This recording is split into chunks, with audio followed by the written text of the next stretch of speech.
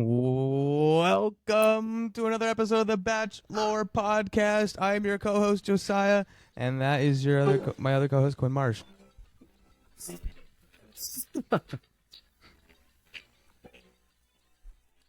We had some technical difficulties with the audio last time. If you lore quads remember last week. So, it all goes back to the air conditioning. So we have to use noise cancellation because of my AC unit here. And it thought our theme song was background noise. The nerve. So, anyways. But we'll see how that one turned out with the phone. Yeah. Hopefully that one at least registered some unbackground noise in it. Yes. Honestly, I could try turning it off too. But I could have gone no AC this week. But, that's fine. So, we are once again coming at you with another late night episode. I even remember the time last week was 0:11. So now we're at was it 1? It's 1:06. So 1:06. We almost beat our record by an hour now. Damn. But we just after this spicy episode, we just had to hop on the mics right away and talk about it. Yeah. The second we saw it. Yeah, I think that's a great idea. That was Josiah's idea last week to try and hop on right after we watched it. So the thoughts are fresh. Yeah. The Bachelor juices are running. And the takes are still hot. Takes are still hot out of the oven. But yes. Man, what an episode, Quinn. What an episode. Thoughts. Honestly, feelings of just the whole experience. I didn't think it could go up from episode 3, the drama, but it did. It found a way to take it up a notch. It had everything. I thought episode 3 had everything. This one had even more. This one was wild. It reminds me of that it's an Office episode when Stanley, he comes in, he's like, every day I come in thinking you can't do something stupider, but you find a way to top it, damn it. Yeah. Every time I watch that Bachelor so far, I'm like, man, all right, it's peaking right here, and then they find another way to peak it. Oh, totally. My God. Where to begin, dude? And it's not all expected. Yeah. Yeah, where to begin? I mean, you just want to go in. Well, should we do the desserts real quick? I don't know if you got. Oh shoot! Your dessert. I succumbed. Oh, you're the first one to. Oh wait, you succumbed? Oh, as in you. Okay, you still have something. I didn't make it. I still have something. Oh, all right. Hey. I didn't make it. That's fair. Hey, well, to take you back to Brandon's house, it's not like we made all our stuff, Yeah, sometimes we'd go very true. Pick up the old key lime at Vaughn's. I had to pick up the old key lime at Vaughn's this time, but it wasn't actually different. Okay, but no, I wish that would have been funny. No. But yeah, I can go or you can go. I'll go first. I feel like mine's kind of underwhelming.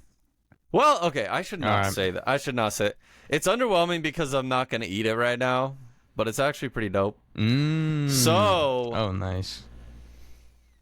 Check this out. Vanilla ice cream. But I only brought one bite because I didn't want to waste it. And I already brushed my teeth. Being 1 a.m. Oh, yeah.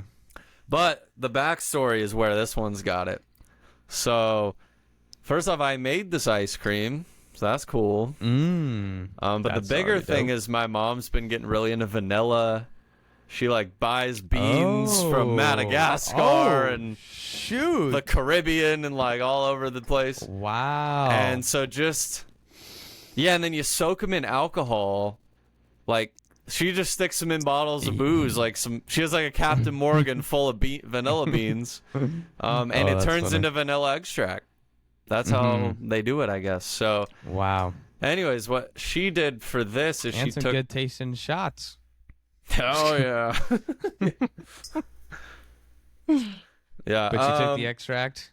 Yeah, Or well, you took the extract? you take the spent beans because they still have a lot of vanilla in them, and you grind them up and make vanilla paste. And so that's what this is. It's actually vanilla paste in here. See, oh, bro, that's there's no way you'll fantastic. be able to see it, but there's tons of little bits, Little dots. Yeah, they call it the caviar. All the little seeds. Wow. That's how these vanilla people go crazy. They like it is what my mom calls it. Like, yeah, it is a rabbit hole. It never ends. You can just keep going deeper into this vanilla world. Further. Yeah. Wow. Well, that's pretty sick. I think you taught me on the story. Hey, I'm excited to hear how it was purchased. Where it was purchased from. Where? Well, mentioned a couple episodes ago with my crumble cookie. Oh. I actually got a real crumble cookie this time. This is actually a good connection back. Boom. This one's a big one. It's Whoa. like a cheesecake cookies and cream one. Wait, is that the name of the place? Yeah. Hold on. I got the box right here. There's. Hey, I thought we weren't naming names. Not sponsored. Blur it out. We'll blur that out in the edit. Yeah. Okay. So it's like a cheesecake thing. Wow. That does look amazing. Oh. Yes. So, yeah, I've already had a bite of the other one. This one's here's that one's the showpiece. Woo. Yeah. What's the crust? Oh, it's just it's like Oreos, cookies and Oreo. That's what I mean. Oh, nice. And then, not sponsored by Oreo either. Not sponsored by Oreos either. But yeah, man, desserts for Pog. I ate these actually during the episode, so it was like that's days. Sweet. Nice. Yeah. So. Yeah. Okay. Well, anyways, back to the action. Yes. Dang. So yeah, what was your? We just go in chronological order. That probably makes the most sense. Yeah. There's just too much to even. There's too much think about. Honestly, dude, this episode literally had it all. There were so many times I was laughing and I was like, that was like how I imagine heroin in the veins. like, dude, yeah, there were some crazy moments. So good. It starts off with a bang with the Jesse thing. We've talked about this before about how on their single dates, how they don't eat the food, and we're like, bro, they're just waste. Do you think the producers eat the food after? Yeah. And now I get to realize, like, why they don't even touch it in the first place. It's because I didn't know that they literally tell him not to. Because Jesse framed it as like, oh, you know why they don't let you eat the food? Right. It's because I went to ham on scarfing it down. So that was this whole season. This whole season, he was just scarfing it all down. That's man, that was great. He's like so talking good. with his mouth full. He's like, I really think I'm falling in love with you. But no, that was great. Honestly, it made me realize something though. Like, Jesse has really grown on me from when he first came on the show. So when he first came on, I was like, who is this guy? Like, bring Chris back. Yeah, bring Chris back. Yeah, he's super personable, and I think it's actually great that he's a former Bachelor, and honestly, kind of a legendary one. Like, he kind of is. Do you have this incident, and do you remember the other incident? Of course, famous, yes, the famous said the wrong name. Did the Steve Harvey? Pulled the Steve Harvey. Said the wrong girl's name. Said the wrong. I love it though. Instead of like correcting himself, which I mean that would have been ballsy to do, he like kind of shyly walks away, goes to Chris Harrison and like is like, hey, I said the wrong name. Like, how do we fix this? Oh my gosh. So honestly, that was a great start. Also, Jesse, like, I feel like he's swinging more into like the meminess now of like what he is. Yeah. Which, I like a lot more. I started to see that with Chris Harrison too. The longer he was around, the more memey he got. So yeah, hopefully he keeps it up, because I feel like I do kind of want him to be. It's weird. Like, I feel like a part of me does want there to be more of like a host person in the show, but also not. It's interesting. I don't know, because I just watched Survivor for the first time, and Jeff Probst, who's the host of that, dude, he's a legend. He makes the show like so much better. Oh, so, wow. He's a key character. Yeah, dude. Yeah, actually, he is a key character. So I don't know. We'll see how. Well, I don't know how they swing it. I'm fine how he is, but yeah. But man, what a banger way to start off the episode. Whew. Get some Bach Lore of our own. The reason why they don't let him eat food during one-on-ones is because Jesse's just horfing it down. Horfing. Yep. So yeah, then on to, I guess, all the guys kind of talking. I don't know. Getting hyped about. Yeah. Oh, I'm okay. I need to say this right now, bro. It's like, if Jen goes to Italy or France or something, she better say it the way that the people there say it. Like, if she goes to Paris, she better say Paris. Or if she goes to Rome, she better say Roma or Firenze. Or Auckland, she got lucky. I think they do say it kind of lucky. I was like, that's so true. Like, watching the way she said it. We are on your case, Jen. We are on your case, Jen. If you mispronounce it once, so you better pronounce it fluently, like a local. Yeah, exactly. That's awesome. Yeah, she better say croissant. She better say croissant if she goes to France. That's great. So yeah, we'll see. I don't know. We'll get into that later, but what a way to end it too. But I don't want to jump ahead. But yeah. Anyways, what happens next, Quinn, after the Jesse thing? Well, then we go to see all the guys just kind of hanging out on a table in the middle of Auckland. And yeah, then Jen comes out to announce the first one-on-one. Oh. And it is Sam the Builder. Sam the freaking Builder. We knew it was coming. Yes. We just didn't know when. Yes. But, okay, so theory. I'm already going into producer theories here. Okay. Actually, sorry. This is more of a Jen theory. I was wondering, like, is this one of those make it or break it one-on-ones? Or is this a normal one-on-one? Where, like, yes. I want to build our connection. Because a lot of times, if there's a little rocky... Actually, sorry. It's pretty rare. But there will be some rocky action. And, you know, Jen's kind of had some doubts about Sam the Builder growing, especially since the Bachelorette gave her a little warning. Mm-hmm. And I was like, is this a make it or break it one-on-one? But I was like, probably not. It's... Anyways, but just a theory. What did you think when... Honestly... Yeah. Yeah, once again, I knew it was coming, and then Devin said one of the most banger lines. There were so many banger lines. I had trouble writing them all down. Totally. But, because Devin, so, you know, Devin and Sam the Builder or Skeet and Sam the Builder are like arch rivals. And then Sam the Builder gets pulled, and he, you know, Skeet's a little tilted. So he starts talking, and he says one of the most banger lines because Sam just keeps saying this one line over again. I'm just gonna be my most authentic self.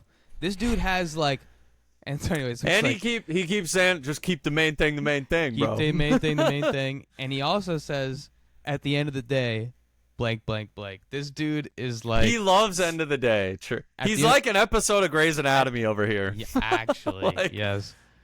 So anyway, so Devin's picking up on that, and he's like, you know,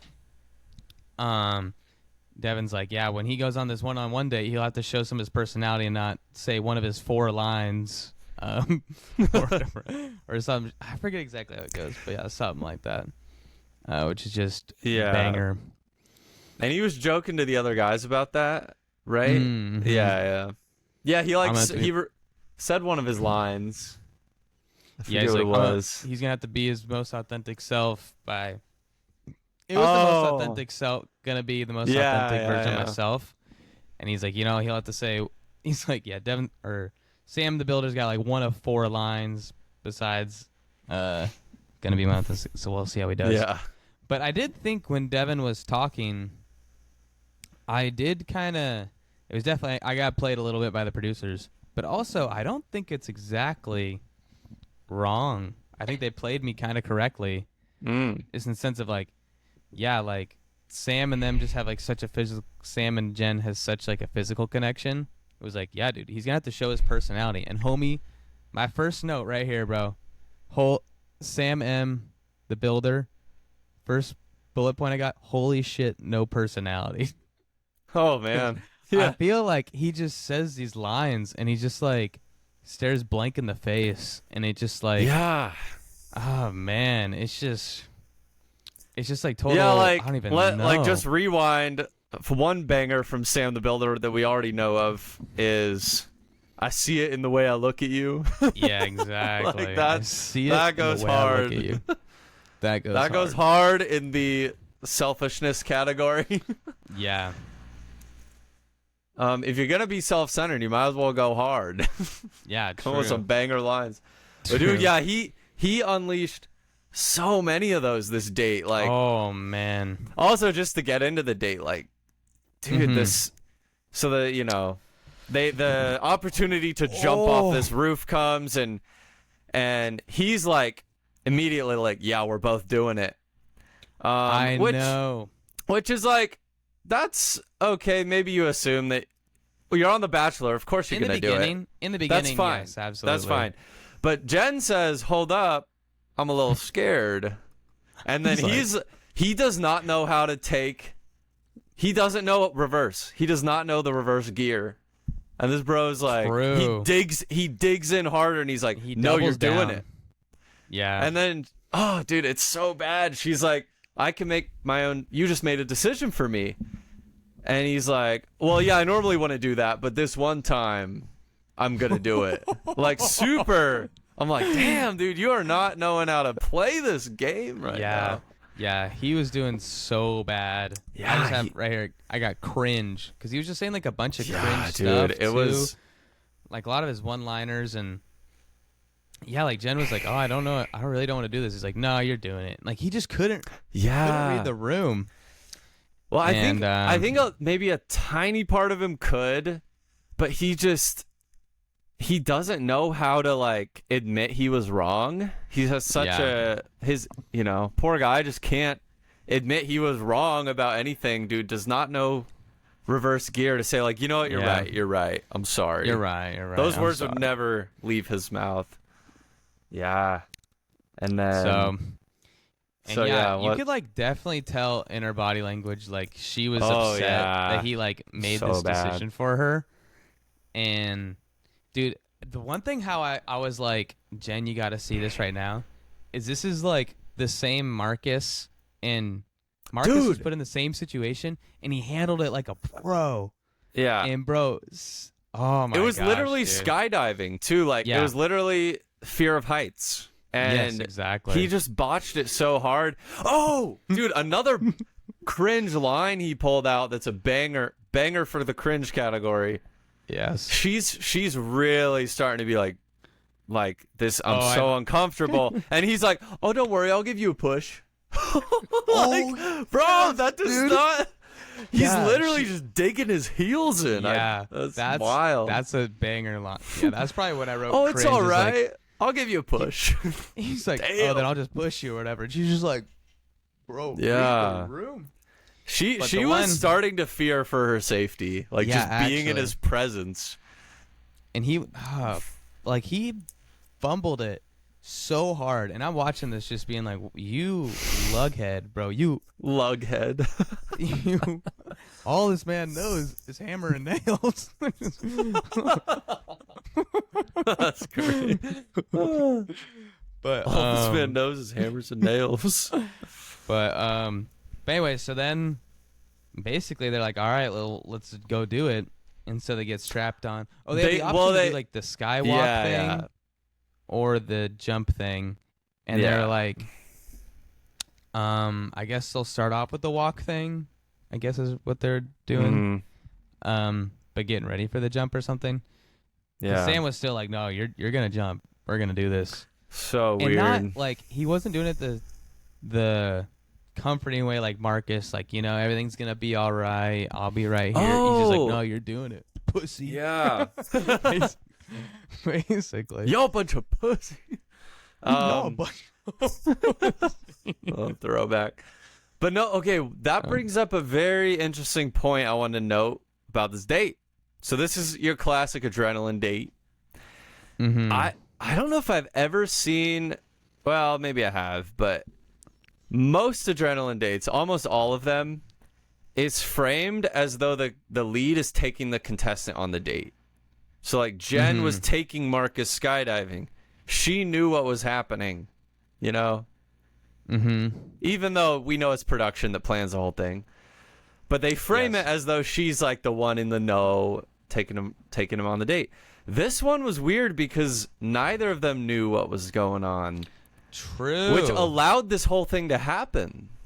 Isn't that odd? Oh. So that's so true. This is like a crazy, not cynical, but just like deep production theory. But I'm like, did they somehow know Jen's fear of heights and Sam the Builder's ego was an unstoppable force meeting a immovable object, and they're like, oh yeah, this will kick it into motion.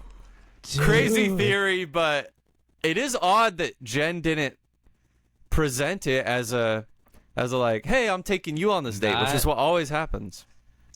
That is very, very true. I honestly, they did know she was afraid of heights.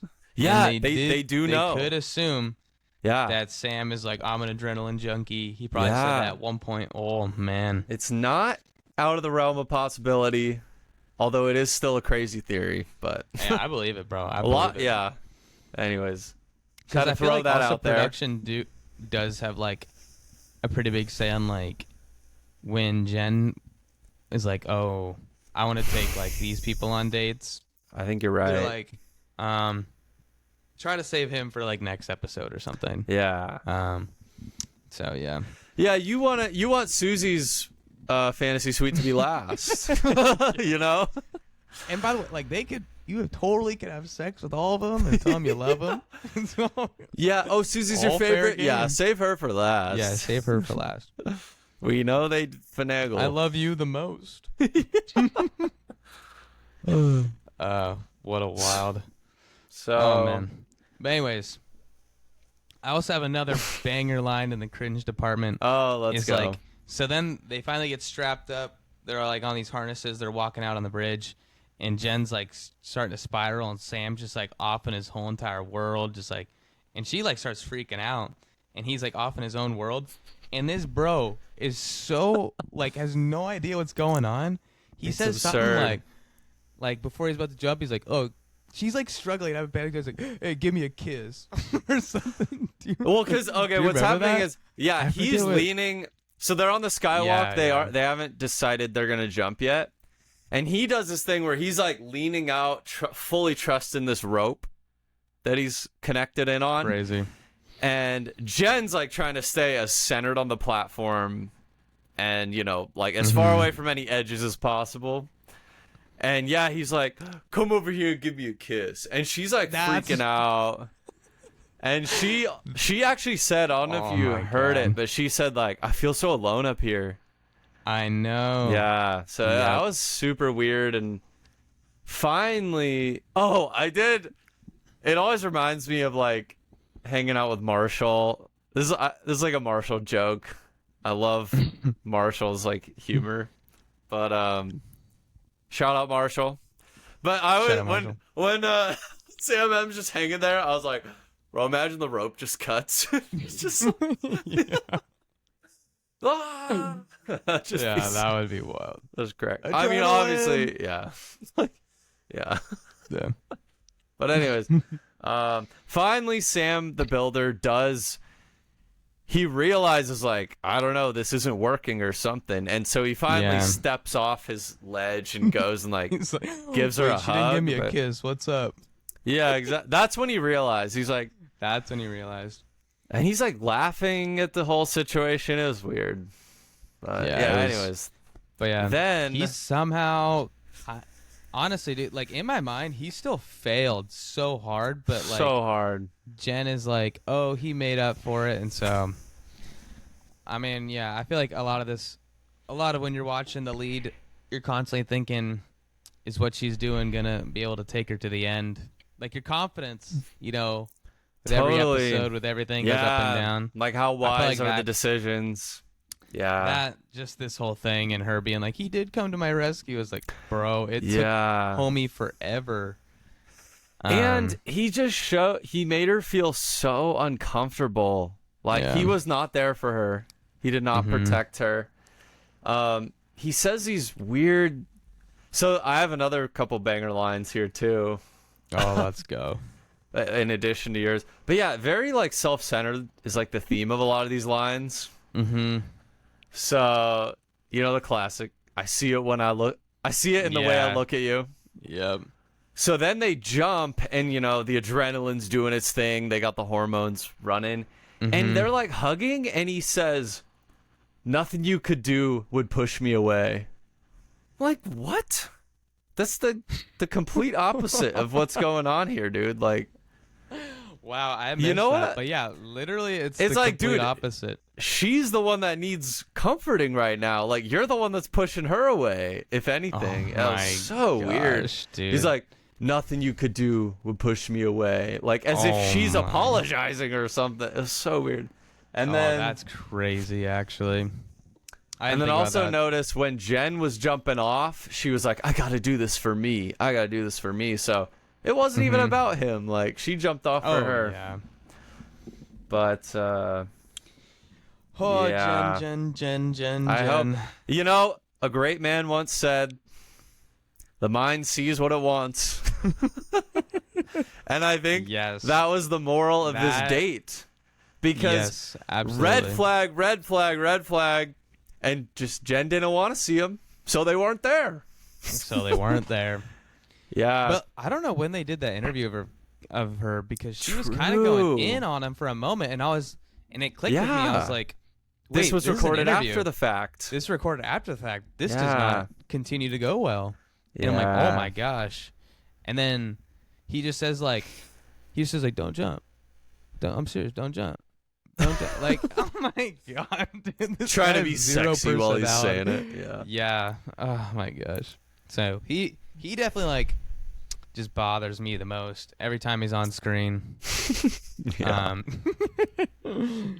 I do enjoy just the tomfoolery though. His banger cringe lines are pretty to die for. Yeah, they're some of the best. I see the way I look at you. Come give me a kiss. What the fuck? And something else. Oh, yeah, another weird thing about the date that has to do with I think Jen just not seeing what she doesn't want to see. She's not going to see the red flags. Jen started opening up to him. Exactly. And I'm like, Jen, you're the one, like, he's the one trying to, like, pitch himself, you know, make himself look literally. Like, Jen, you don't have to do this. Like, she was, like, trying to impress him and everything, and I'm like, damn, this is just not how it's supposed to be. She's like putting the ball like in his court or whatever. You know, I don't know. It's like she's giving him a softball. She gave him a straight up softball, even easier than a softball. Like no one could miss this shot.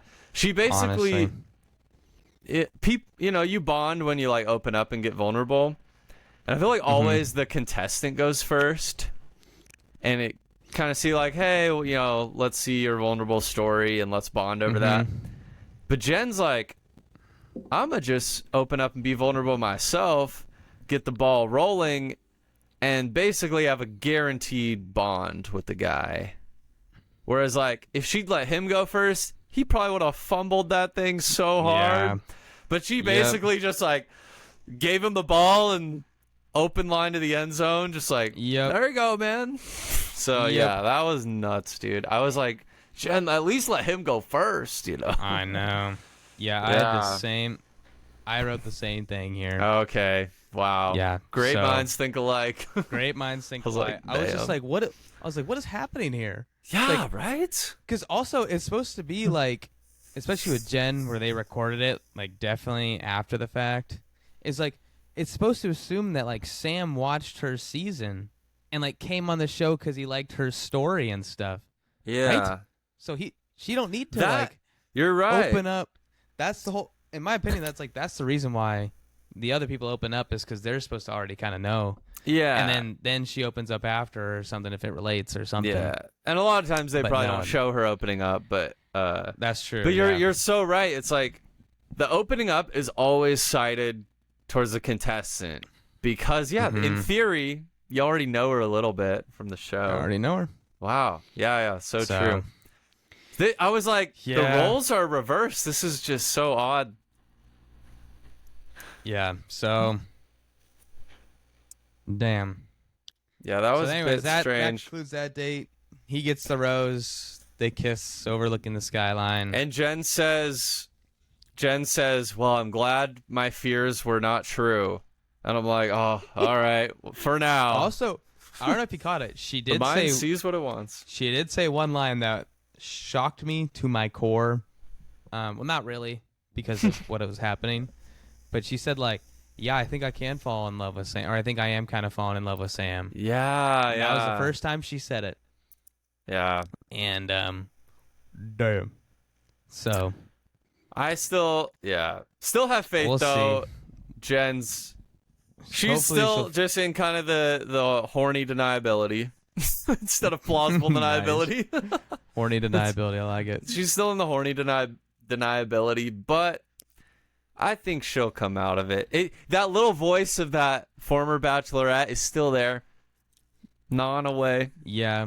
I feel like also, I feel like hopefully she'll see it's more of like a theme of that. This guy just, he's kind of like that, wants to be the alpha male kind of guy, like make the decisions, like, I don't know, just have all the freaking cringy, cheesy taglines. At the end of the day, I'm gonna be my authentic self. Keep the main thing the main thing.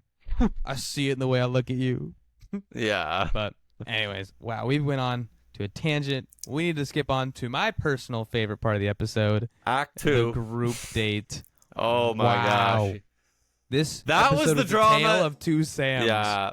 Holy. That's the tale of two Sams. Bro, because such a wild. A weird This mix. Was the unexpected one. This was the most not the most, but this was so unexpected drama. And we kept saying last episode's, cue it. Poor guy. Yeah, poor guy.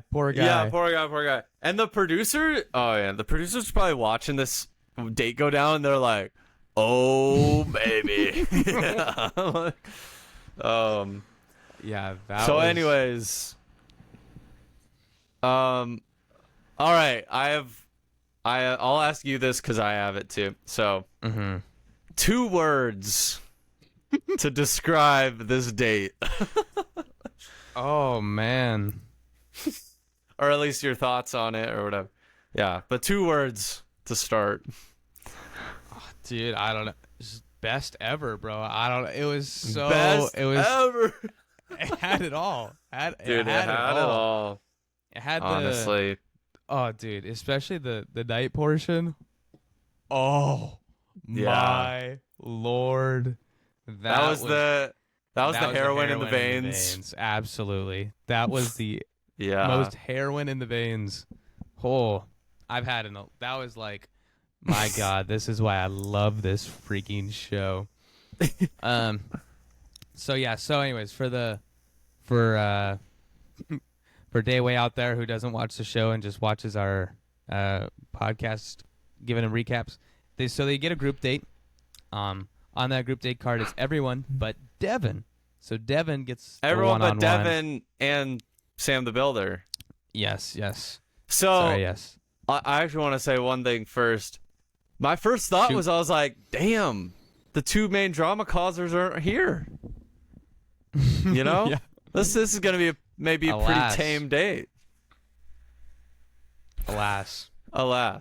So anyways, go on. So everyone else goes on this group date to go learn some rugby with some New Zealanders. Shout out Brandon. Shout out Brandon. Dude, when I was seeing Marcus, like when he was like running around, I was like, dude, Marcus looks like a friggin' rugby player. That dude looks like monster. And then he's like, Marcus is the only one that played rugby. I was like, bro, dude, he's got those huge like quads and stuff.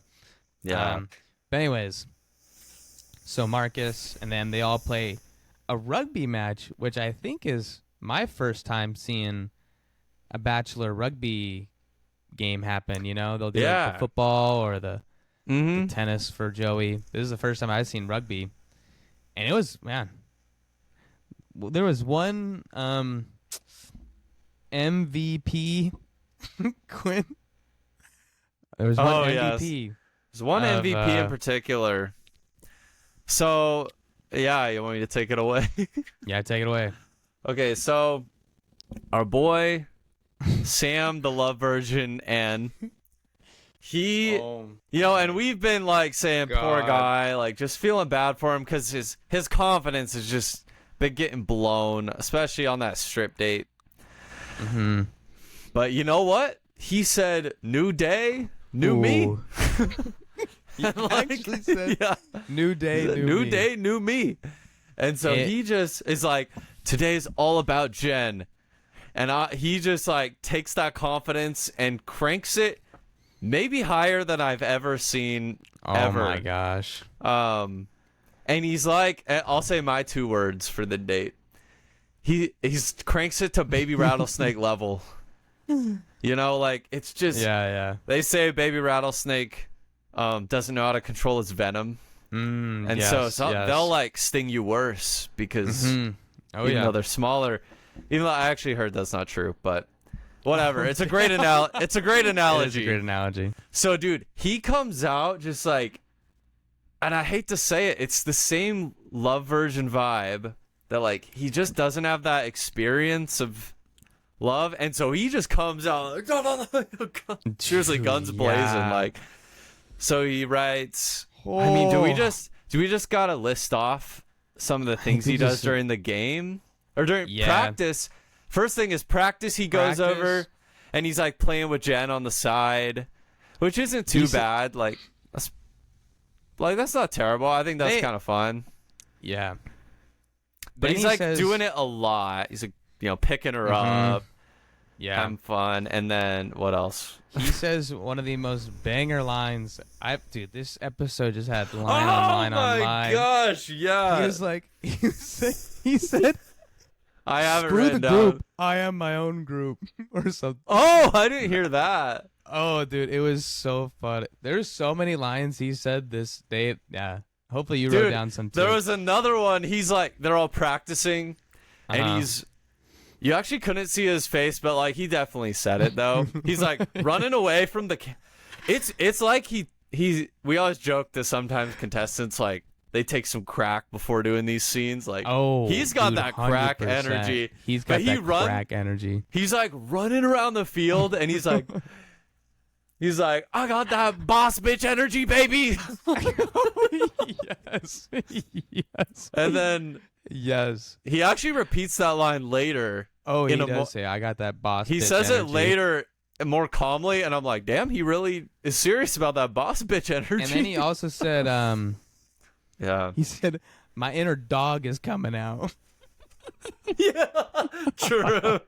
Yeah, that was another banger. Like, bro, it was just great. I was just like, the amount of lines on this episode. Where is this energy coming from, dude? He just turned it on. We joke about that one meme, you know, or it's like, there's 2 wolves inside of me. Which one? Yeah, I thought of that. Yeah. He fed the crazy one today, bro.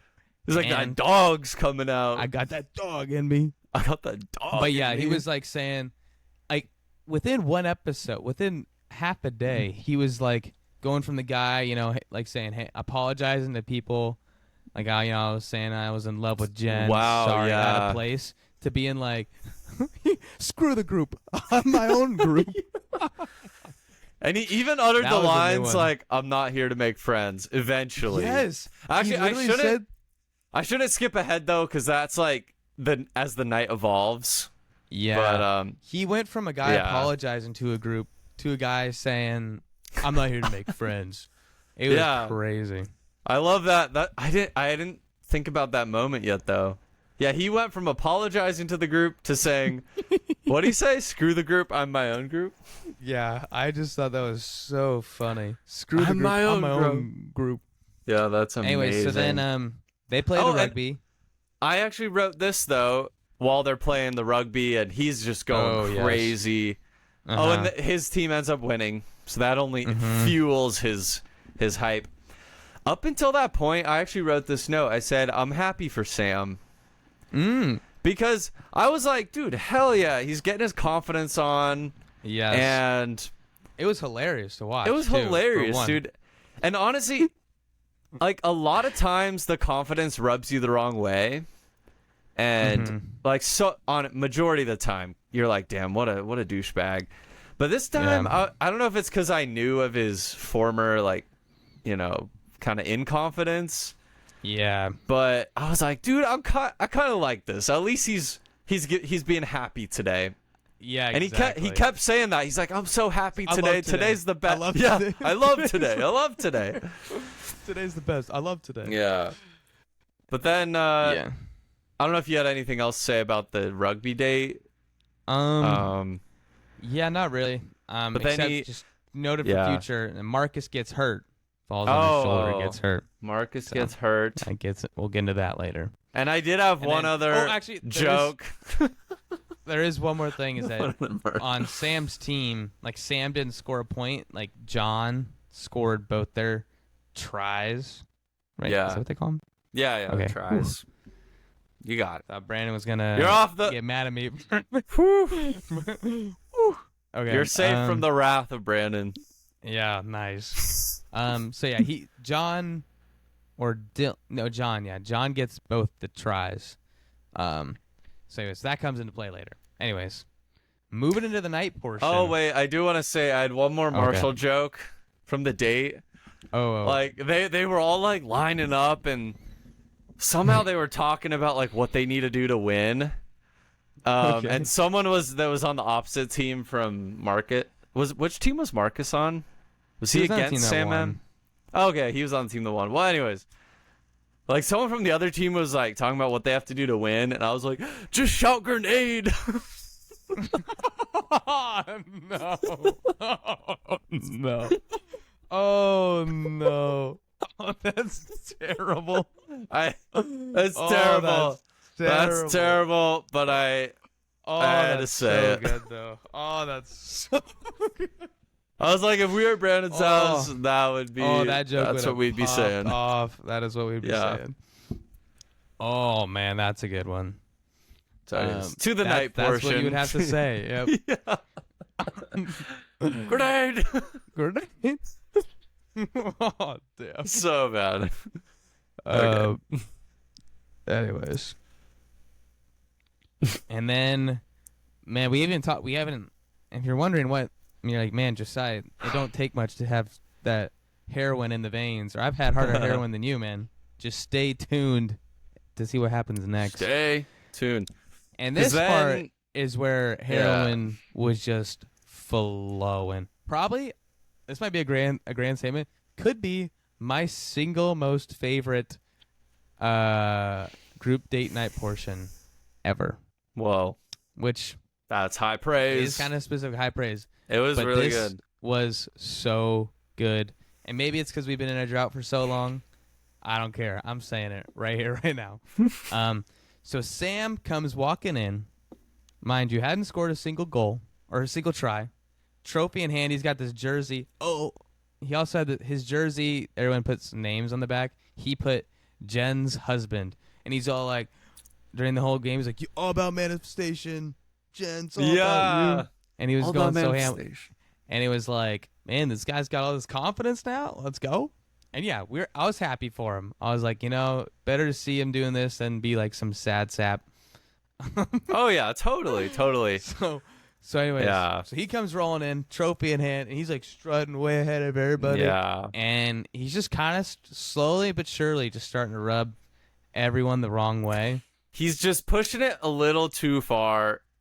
Yeah. For me, and I think a lot of the guys were kind of happy for him up until that point, like a little bit. Yes. But at this point, yeah, he like starts to cry.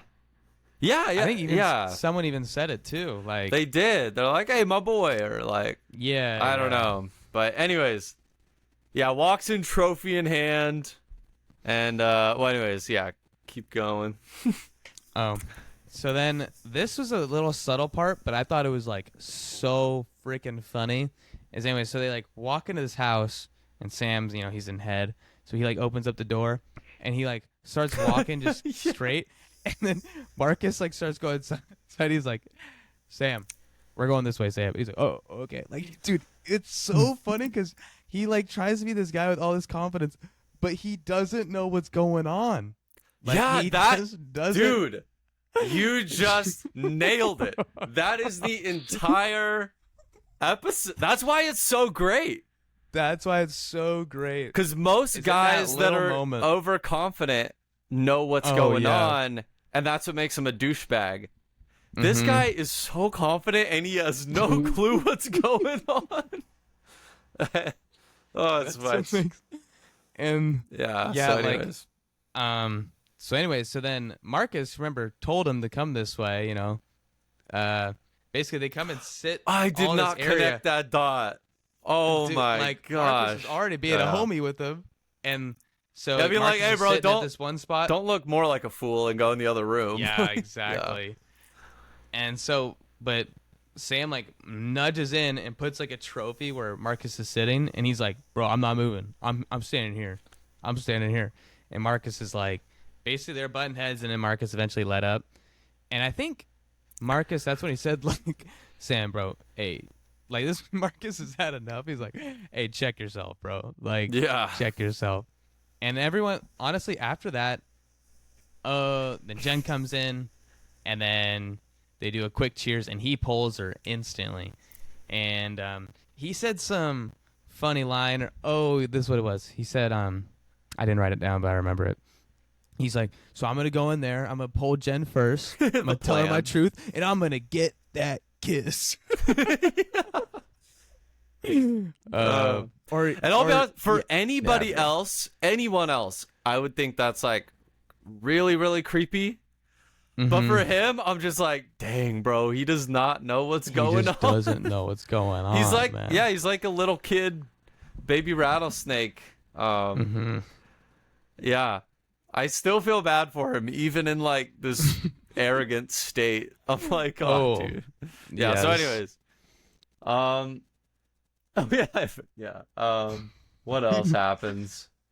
Then he uttered the line I mentioned earlier, "Not here for friends." I'm not here for friends. So the "not here for friends" counter is now at 2 for the season. True. I think Devin has said it too, so it might even be 3. Devin might have said like, "I'm not here to make friends with y'all." Yeah. But anyways, Sam and man, he like has this conversation with Jen, and honestly, it goes pretty well. Doesn't get the kiss, but it goes pretty well. And then he comes back. Once again, homie's just, and what he gave her too, the jersey and the shirt that he was giving was Sam's wife, which is, man, fucking epic, honestly. Yeah. What, like a great gift.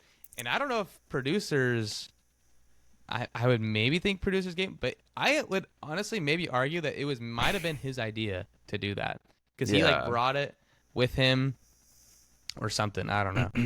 I think it was great. Yeah, and honestly, Yeah, if it wasn't for the other stuff going on, I'd be like 100% pure genius. But pure genius. Because of what's going on, I'm like, the dominoes are already falling, bro. Like, yeah. But it did go over pretty well with Jen in the moment. Like, not amazing. He didn't get that kiss. He didn't get that kiss. But it did go over well. It did. So then what? And then as far as my notes go, I kind of lose it a little bit here. But basically the night portion continues happening. Then she pulls Marcus. Man, we're running on time. I don't know how much I can get into this. Marcus says some stuff like, oh, it's hard to be vulnerable, especially with injury. I carry everything on my own. And she's like, I can carry it for you. Dude, she's so into him because she like brought the stethoscope too or whatever. That was awesome. Yeah, that was awesome. So she's so into him. He's into her. He's a great guy. Let's make it happen, Captain. But anyways, going back. Anyways, so while that's going down, while they're talking, Sam N is all sitting around, and then they like see the group date rose on the table, and someone's like, the classic producers are just like, oh, like, how would you feel if you got the group date rose? And they're all saying, oh, I feel great. And like, I don't know, maybe like, oh, what are your chances? Like, I don't know. And Sam is just sitting back. He's like, oh, that group date rose is mine. Yep, like in my mind, like it's already mine. And that was wild. Like, yeah, dude, he just doesn't know. He's manifesting. Like he's manifesting. He's manifesting. Yeah. Okay. Another just imagination like Marshall moment. I was like, I would not have been surprised if he just like walks out, picks up the rose, just like walks out. That'd be crazy. I'll be honest, like almost every time they set a group date rose down, I'm always like, what if someone just had the balls to pick it up? True, just to and pick it I up have and never felt closer to it actually happening than right this episode. Sam M just is like, that rose is basically mine. Just picks it up and goes. Basically mine. Like what if he picks it up and takes it to Jen? I would not have written that out. That would have been crazy. Anyways, so he's just he's saying some more cocky stuff. Do you have any lines written down? I kind of man, I have that. This is interesting. I have I got that dog in me from earlier, but then I also have tonight my inner dog came out. I don't know if he said that later or if that was someone else. Yeah, maybe I wrote it down at a wrong point, but I have written twice, so I'm wondering if you said it. I don't remember him saying it twice. He might have said it twice. So I did have some interesting let's see. Well, I'll wait on that. So, yeah, I guess next is kind of the intervention, the classic Bachelor intervention where everyone's, Sam N walks back in the room and everyone's like, hey, man, take a seat. And they all need to, like, put him in place. Oh, yeah. And honestly, dude, that was so respectful. It was so respectful. I know. Normally, people are just, like, ready to rip that arrogant guy a new one. Like, usually you have a room full of Thomases who are all just like ready to just bite into the next victim, Like, they're just... yeah, exactly. Yes. Actually, I'll bring it up. Thomas still gets his shot. He still gets his shot. But... Fine, I'll bring it up now because we mentioned him, but Zoe said he's like a hamster. And I was like, I knew what she meant. And I was like, yeah, he's like an angry little hamster. Like, yeah, what he said. Like, that's Thomas in a nutshell. Like, yeah, what he said. True. Yeah, what he said. Dude, he is such a peon. When he goes and argues with Thomas, my God. When Thomas lose, like, cause they all have a talk with him, and dude, one reason why I think it goes so well is because Marcus, I sometimes think is like maybe the best for her, right? Like when I say my favorite for her, but my personal favorite is Jonathan. Jonathan, bro, that he's got to have a one-on-one. Like, he does coming, and it's gonna go so well. And you know what even makes me feel better about these people is when the producers kind of hide them a little bit. I'm like, okay. Yeah. And then you see him and there's... Yeah. He's good. He's doing it all right. He's like staying out of the drama basically. But the reason why I think it went so well with Sam N is because he kind of led the charge. He was just like, hey, man, like, just chillax, man. Like, you're doing all this stuff. You're saying it's for Jen. But when you're doing all this stuff to disrespect us, like, Jen wasn't even there. So, like, what are you talking about? And then, like... And I love he prefaces Jonathan it all by said, saying, like, hey, I'm happy for you. Yeah, yeah. And he's like, what do you want me to say? What do you want me to do? He's like, honestly, don't say anything. Just take it. That's the best thing you could have done. Is just not say anything. Like, honestly, just not say anything. If you want to say sorry, fine. But that cracked me up. He's like, honestly, wait, and do you remember what Sam N said? Oh, dude, I forget what he said. Maybe you were laughing so hard. The heroin was pumping. Dude, it's even crazier. I don't know if you missed. So, yeah, Jonathan's like, what does he say? What does he say again? You said it really well. He's just like... Sam was like, just what say do you want nothing. me to say? Just say nothing, honestly. Yeah. And then Sam N's like, say less. What? What? I don't know if you remember. No he way. just says, did I miss?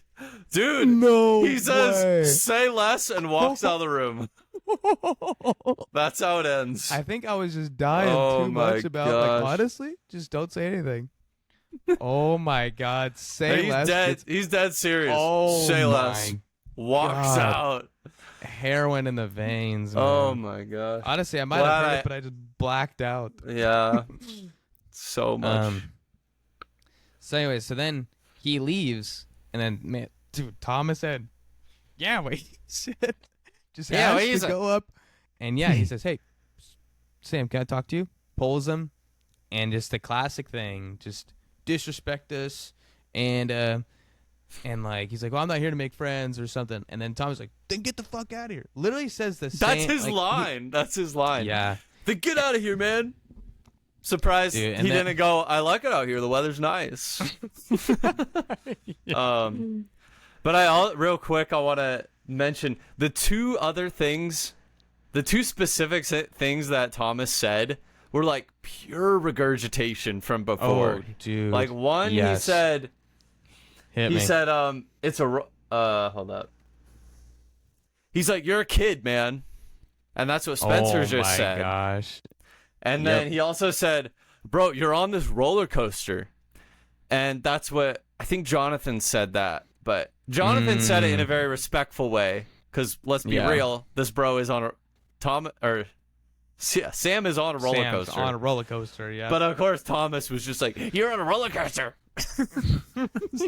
Yeah, what he said. Also, he said something, I forget what, I don't know if you heard Thomas say this, but after like the conversation with Sam didn't go well, obviously, shocker, Thomas lose. If you're watching, bro, did you actually think that was going to go well? Fucking shocker. Anyways, he's walking, he's like, I just gotta go to Jen and just be my authentic self. Bro, like, he literally says one of Sam's, the builder's, one of his only lines too. It's like, bro, oh gosh, so Sam, the builder's rubbing off on Thomas, and now he's saying his lines too. So that was hilarious Thomas said that? Thomas said, oh I'm just going to go and be my most authentic self. Oh, in the veins. I missed that one. Oh, my God. Yeah, isn't that crazy? I was just like, you're joking. He just regurgitates. Thomas GP Thomas, bro. GP Thomas. It's true, man. He has a very small training set. Yes, he does. Yeah. So yeah, that's all funny. Yeah, dude, just pure bangers. And we haven't even gotten to the greatest part of all. And so then Thomas goes and talks to Jen, and he's like talking for a little bit, and Sam's like, you know what, bro? I didn't get that kiss. I'm gonna go get that kiss, bro. I'm here for Jen. I'm gonna go get that kiss.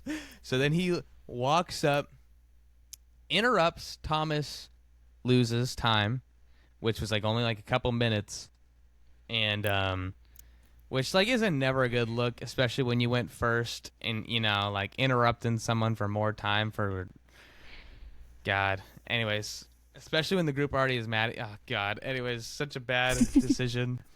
And at this point, when he interrupts Thomas Luz, I don't really like Thomas Luz that much, but like this is where I was like, dude, Sam, you need to check yourself, brother. Like you need to check your stinking self. Like all the other stuff, I was in like, the nicest way. You need to check yourself. In the nicest way, bro. Check your stinking. This is like, you were definitely walking the line, teetering the line. This is stepping over the line. Anyway, so then he's like, "Oh, can I just have?" Then Thomas Luz like 5 more minutes. He's like, "Sorry, bro, gotta go." And then anyway, so then dude, I was like, he's gone from full on apologizing to the bros, to this. Yes. So, anyways, exactly. And then he goes and sits down, and he's like, "So, I want to make it all about you in the focus. So, Jed, I was wondering if I could kiss you." And then and I thought like, I thought for sure she was gonna say yes.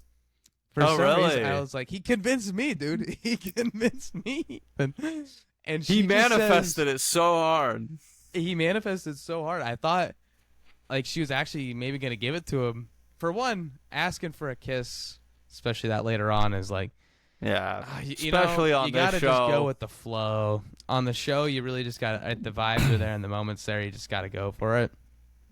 And then, but to ask is, oh man, as we've learned, she likes Sam the Builder energy, and he definitely don't ask. So he go in. So anyways, I was. All right, just finish what you were saying first. So he says, "Can I have a kiss?" And then basically she says no, and then she says, "I don't think we can get there," and she sends him home. And I was just laughing hysterically. Probably one of the most I've like laughed at the show in my life. I was That's awesome. giddy, bro. It was awesome because that's amazing. It was such a perfect date. Like it had it all, and it all concluded in such a perfect, cringe, beautiful, hilarious way. Yeah. Oh my God. And he just was fully acceptant of it too, which it wasn't like cringe as in like, oh, he's being creepy, because that's never fun to watch. Oh yeah. It was just cringe as in like, fun. I cannot believe this guy. He just went in like full on confidence, and then just the whole thing was just freaking paper, bro. It just got. And I loved how House of Straw showed just blown down. Dude, yeah. House of Straw. I mean, House of He Cards. was a House of. Oh, is that?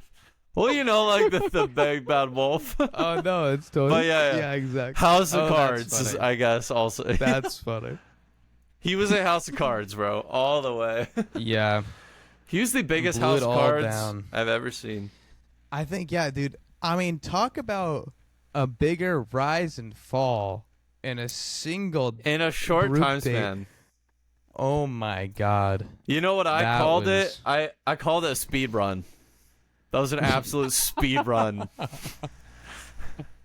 Like, that was an absolute speed run. In one episode, he goes from he goes the whole villain arc. But whole villain arc in one episode.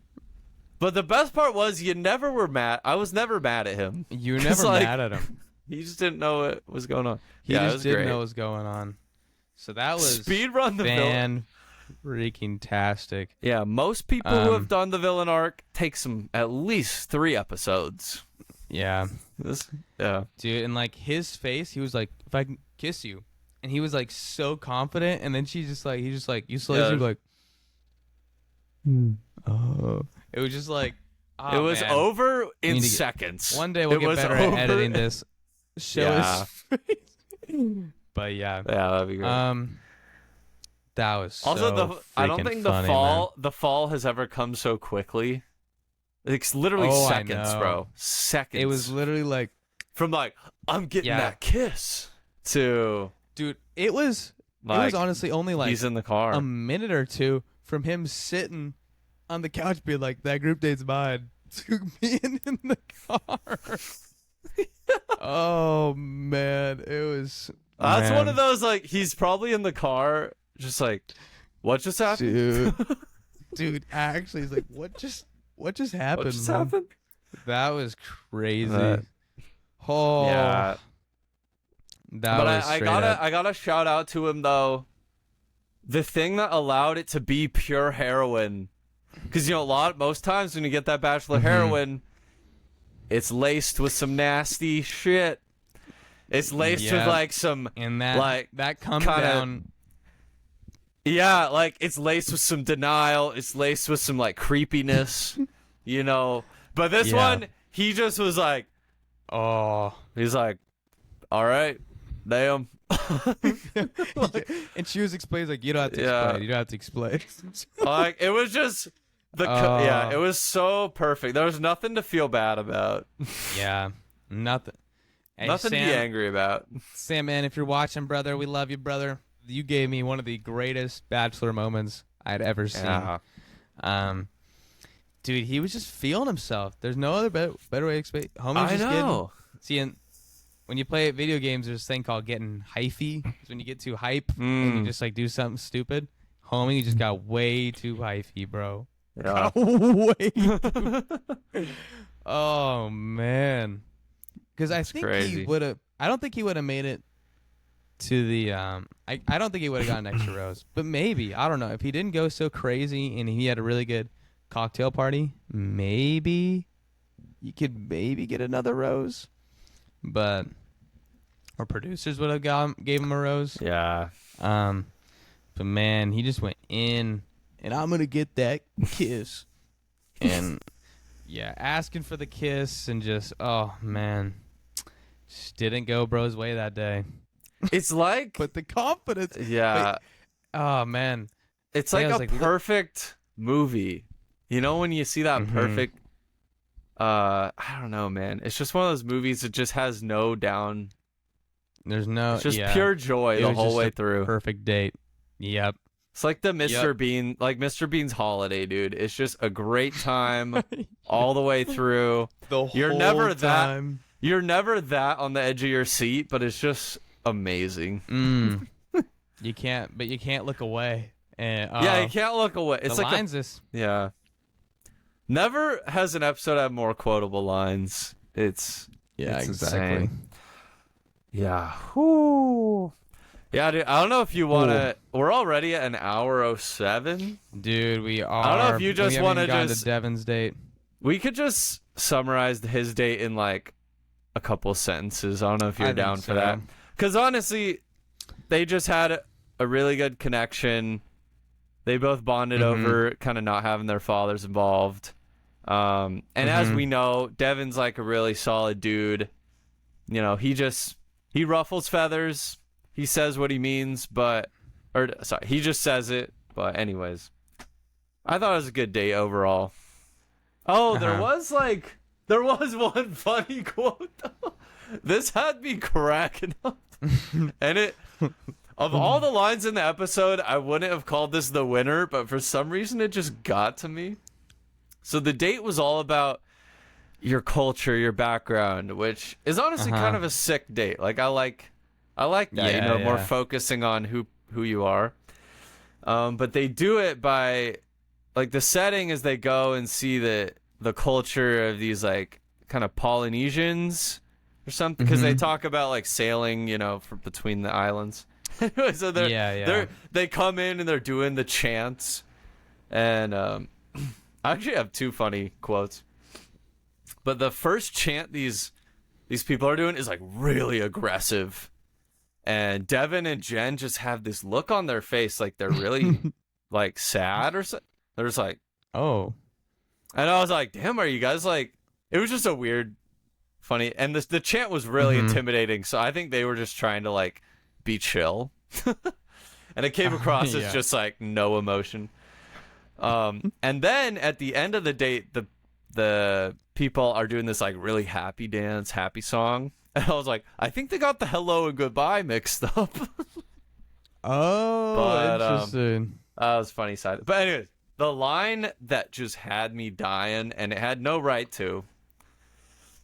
I'm here. But Devin has to get up and address all these people, all these like Polynesians, and Yeah. we're talking Yes. about, and he has to say like what his mountain is, which is like, Oh, yes. what's yes. his rock? What, you know, like in his culture, where he came from, what is his mountain? And he ends up saying it's his mom. But anyways, the way he introduces it, he's like, well, I moved around a lot as a kid. I'm what you'd call a wanderer.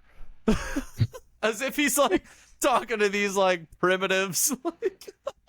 Like, I'm what you'd call a wanderer. A wanderer. And I was like, dude, these, like these, I don't know. I just thought that was funny. Like you can talk to them normally. That was just so funny. True. I'm like you. I am a wanderer. Yeah, exactly. My gosh. I too am a wanderer. That's so funny. That was just Honestly, one little I thought nugget. that was funny. He did explain it later, and he does kind of say, "I like held back a little bit during the group tape," but like what at least what they showed, what he said to the Polynesians right away, you would not think he's a wanderer. He's like, "I'm what you call a wanderer. My dad is from Mexico. He's born and raised in Mexico, and then moved to California." It's like, wait, so your dad was from Mexico, and you've lived in the U.S. your whole life, and you just moved from California to Texas, and you're a wanderer? But he does go in later that they did move around. Oh, okay. But I did think that was funny. But yeah, what you call a wanderer. Now I do have this written down. I have one more thing too, so I wonder if it's the same. Go for it. Okay, hit me. Oh no, you go first. You go first. Maybe I don't remember if this was. I don't remember if this was Devin. It's one-on-one, or if this was that. Okay, so as we mentioned, that Devin and Sam were the one-on-ones. They don't do this rarely, but of course, since Sam and Devin had the biggest beef during the group date, it panned to the hotel, and it was just them two you're chilling right. in the living room. I forgot about this scene. Kind of crazy. Anyways, and I wrote this thing down, and I'm almost positive I'm talking about Sam the Builder, but I have it under my Devin column here, so it must have been when. But anyways, it says expressing my feelings through words has never been a strong suit of mine. Did you write that? No, I don't remember that. It was so heated. Okay, I think Sam the Builder says that later or something, or maybe. Anyways, and my whole thing was like, yeah, go fucking figure. I just thought that was funny. He's just like, I've expressing my feelings through words has never been my strong suit, coming from Sam the frickin' Builder. Only says like 4 lines. So anyways, I thought that was funny. So anyways, that was what I had. But yeah, he thinks with another part of his body. Yeah, exactly. Yeah, I did write down something. But it was, that conversation was so funny to me because they're both sitting there in silence. And Sam the Builder cannot stop thinking about Devin. Dude, and he can't stop thinking about Devin. He's in the side interview, like, I'm just going to keep the main thing. And then it shows them sitting there in silence. And then Sam the Builder's like, what's your problem with me, bro? Like, they're just sitting there. Anyways, he completely starts it, and then he ends up just like literally, it's yelling. He ends up like Sam the Builder just popping off all the time, and he ends up just yelling at him. And then Devin's just kind of sitting there. He says a few comments, but he's never raising his voice. But Sam the Builder's like yelling at him, and then finally once he's got out of his system, Sam the Builder calms back down. So that's just how it went in my mind. It's kind of funny. Yeah, that was crazy. He's like, keep the main thing, and then he just starts this whole argument. But, okay, back to the other point at hand. So this is the last, a little more little more maybe heroin in your veins. Not anything that happened, but just a funny observation. So Devin says, I think I'm falling for you. And then in the side interview, you remember what Jen says? She says, I think Devin's the first one that said that to me. Yes, dude. And Sam, the ghost of Sam. Wait, I think you're... Wait a minute. Yeah, what's up? I think you're kind of cutting out a little bit. Oh, shoot. How, can you hear me now? But, yeah, I can hear you. But, okay. Dude, yes. The ghost of Sam is like, no one. The ghost of Sam. It was like she just totally freaking forgot that Sam said that to her. Oh my gosh, that was such good heroin. You know what too, quote man. it is though? Like, if there was a Sam quote to put to that moment as well, it was he's like, "Wait, what?" You know. Jen's like, yeah. "Wait, what's up?" Yeah. Wait, what's up? He's just because he doesn't know what's going on. He had some of the most. He just doesn't know. Hey, the night is still young. No, it's not. Night just ended. Jesse said, "Yeah, right. Wait, what's up?" Wait, what? What's up? Yeah. Oh man. So I picture if the ghost of Sam could see Jen saying, "Yeah, Devin was the first one that's ever said that to me," he'd be like, "Wait, what?" Oh yeah. Wait, what's up? Yeah. Because like I can't picture him being upset. That's just like I don't know. He's just he just doesn't know what's going on. Anyways, that was funny. That was yeah, that's all I got. And then there is one more little tad bit that I think we have to throw in there real quick. Yeah. Is that, as far as I know, it's never happened, but one of Jen's exes flies out to Australia and surprises her and asks to join the show and the gang. Yeah. And they kind of leave it on a cliffhanger of whether or not she'll take him. And that is where we end for episode 4 of Jen's season. What a banger of an episode. Yeah. Just got to give it up. Give it up to production also, man. And give it up to production. Sam and production took it away. Man. Yeah. Just, yeah. Pure good. Oh, so freaking good. Yeah. All right. I do want to... We went a little bit over time once again. Yeah, we just keep pushing it further and further. I did want to say a little Bach Lore, though, about bringing people back. So, to go over, I was trying to think of some of the history there. So, most recently, I do think Jen is probably the most extreme, like bringing up an ex that is like totally not in the show. But and they dated 3 years ago. Yeah, so Charity brought back Aaron only to send him home immediately. Do you remember that? Oh, that's true. She let Aaron go, brought him back. That's true. But actually, probably the bigger one, I think it was just more of a... Because her and Aaron had like a decent connection. So, I don't know. It sort of weirdly made sense that he came back. The weirder one, and honestly my favorite one, because it's so funny how it ended, Bennett. We've mentioned him before. The infamous Bennett who gave Noah the book. Yeah. So to pick up, they're on this 2-on-1. Wow. Bennett and Noah. Bennett gets sent home and Noah stays. But then guess what happens? So Bennett, like an episode later, comes back. And yeah, he just says his piece to Tasha, and she's kind of moved. Because he was kind of a smooth talker in a way. So, even though he was weird in his own right. But anyways, he talks her back, and she's like, okay, you're back. You're back in. I made a mistake letting you go.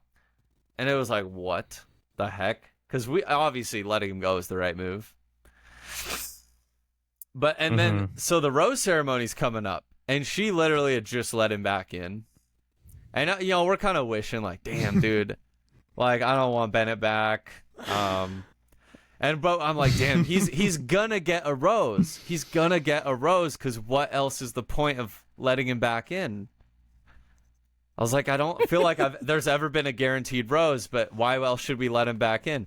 She frickin' just lets him back.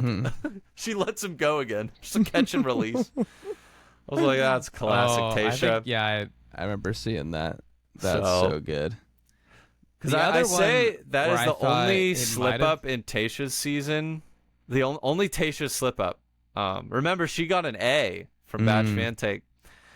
But I think she completely redeemed herself. It was just so baller just to let him in and let him go. So, sorry, what were you saying? Yeah, that's so funny. Yeah. The only other thing I could think of as far as letting an ex in or so is actually Bachelor in Paradise season 6. Oh. When Demi's ex comes onto the beach and she like proposes to her. Yeah, that was like they weren't in the show, and then right. That was interesting. I didn't watch that, but I've seen the lore about it. But yeah, because this dude wasn't in the show obviously at all or anything. So the guys aren't gonna like this, bro. Because I feel like that's the whole thing is like you're bonded by this unique experience, and you're both kind of like vulnerable and stuff. But when you let like someone that you've been, it's like you're breaking out of the vulnerability. Yeah, the guys aren't gonna like it. I don't like it. Yeah, we'll see. I secondly don't like it. We will see. So, yeah, because what's weird is the guys are all on this fast track to vulnerability. But this guy's like already been there, done that. Like, it's just totally unfair. Yeah. No way he wins. I feel like it never. No, that would be also tragic. It's bad. That would be actually tragic. It's a lose, like so many loses. Because I love how Batch Fantake said like, and finally we lose the audience because we have to watch this. But it's a lose for the guys. Oh, is that? I didn't watch it. Is that what he says? Oh, he said it way back when. No, I haven't seen it yet. But this was referencing when like Jeremy and Brian had the spat. He's like, this is a lose. But this is a lose. Yes. Yeah, lose for the guys because there's this dude who's like already knows her super well. That's unfair. It's a lose for Jen because she's hurting the guys who she's might end up with. It's honestly such a L for the newcomer. It's such a L for her ex. Because he has to come in here like, oh, true. You know the meme where it's like if a girl's single, that's or no, oh shoot, I messed it up. Yeah, if a girl's single, it's you versus the world. But if she's dating someone, it's just 1v1, easy. So this guy basically is coming from like it was a 1v1. And now it's like a 1v10. So, like, how humiliating. Like, it's an L for him. And lastly, it's an L for us. Yeah. So, L for him. Quadruple lose. And L for us, because we have to watch this shit. You gotta watch this go down. So, but maybe it'll be interesting. Who knows? Oh, sorry. As long as we're going over, I'm just gonna say it. Like, another funny thing is, like, dude, when he first walked in the door, he was like, he had camera shock. And I loved it because I've never seen it because they always like prepare the guys and everything. This guy like walks in the doors of the hotel and he's like, It's just kind of funny seeing a real person in front of the cameras. Like, what the hell is going on here? Split screens, Yeah, he's like, dude, this is overwhelming. Anyways. Oh, this has been a long episode. All the split screens. They had like the screen of him driving and like the screen of the guys, the screen of her. It was like a heist movie. Yeah. That was exactly. That's exactly what I said to Matt. Yeah. It's so funny. Yeah. But well, anyways. Holy crap. What an episode. One of my favorite in such a long time.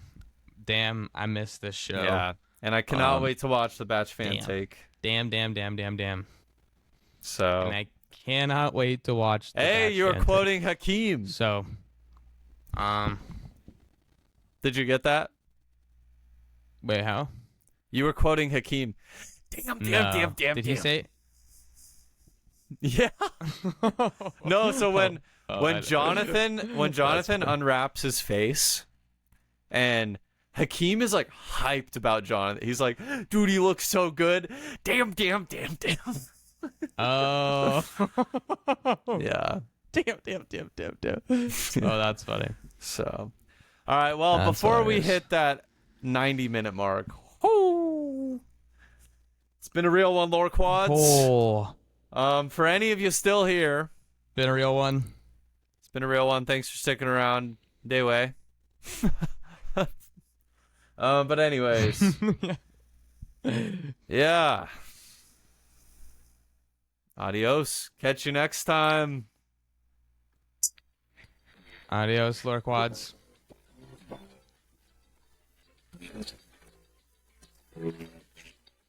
All right. Next week.